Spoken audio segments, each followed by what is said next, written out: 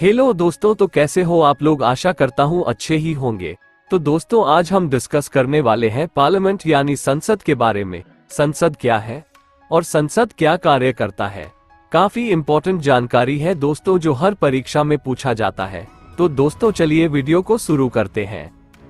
भारत विश्व का सबसे बड़ा लोकतांत्रिक देश है।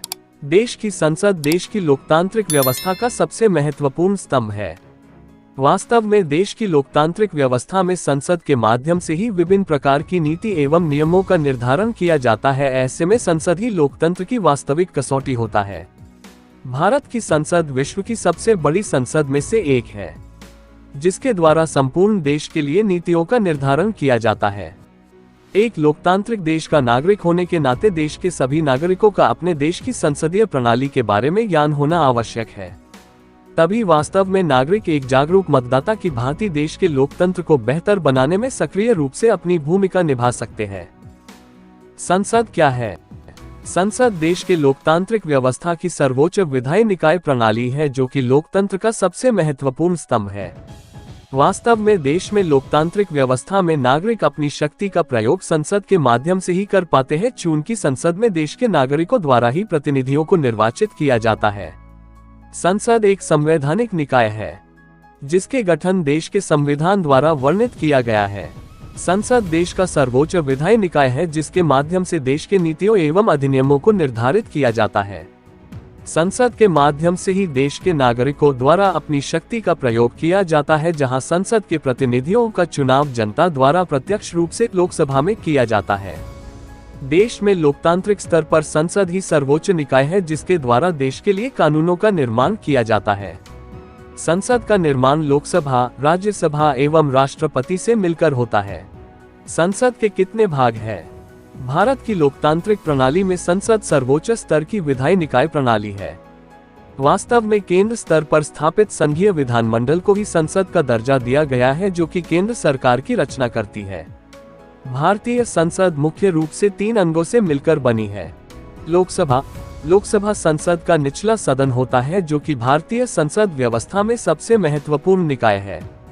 लोकसभा के सांसदों का निर्वाचन जनता द्वारा प्रत्यक्ष मतदान प्रणाली द्वारा किया जाता है। ऐसे में लोकसभा देश की लोकतांत्रिक प्रणाली का वास्तविक घटक एवं जनता का वास्तविक प्रतिनिधित्व प्रदर्शित करता है। लोकसभा में सत्ता पक्ष का नेता प्रायः देश का प्रधानमंत्री होता है एवं देश के वास्तविक प्रमुख के रूप में कार्य करता है। राज्यसभा संसद का ऊपरी सदन होता है, जिसका चुनाव राज्य विधानसभाओं के सदस्यों द्वारा किया जाता है। राज्यसभा संसद का स्थायी सदन है, जो कि निरंतर रूप से चलता रहता है, चूंकि इसके 1/3 सदस्य प्रत्येक 2 वर्ष में सेवानिवृत्त हो जाते हैं।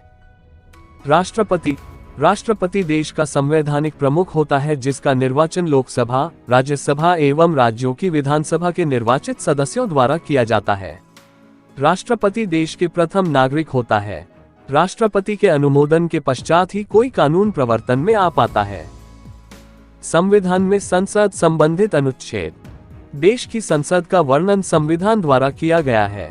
भारतीय संविधान में संसद के गठन, कार्य, प्रावधान एवं नीति नियमों संबंधित विस्तृत जानकारी प्रदान की गई है। भारतीय संसद का वर्णन संविधान के अनुच्छेद 79 से अनुच्छेद 88/122 तक दिया गया है।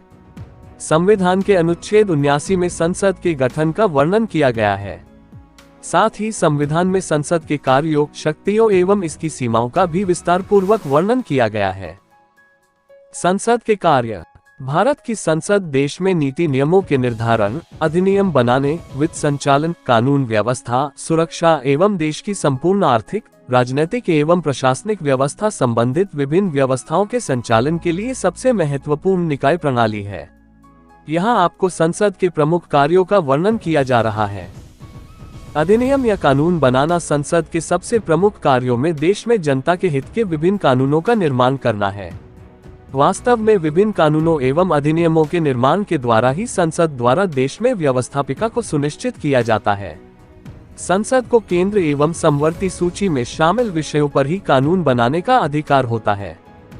वित्त का नियंत्रण। देश की वित्तीय प्रणाली के माध्यम से संसद द्वारा देश में वित्तीय व्यवस्था का समुचित नियंत्रण एवं नियमन सुनिश्चित किया जाता है।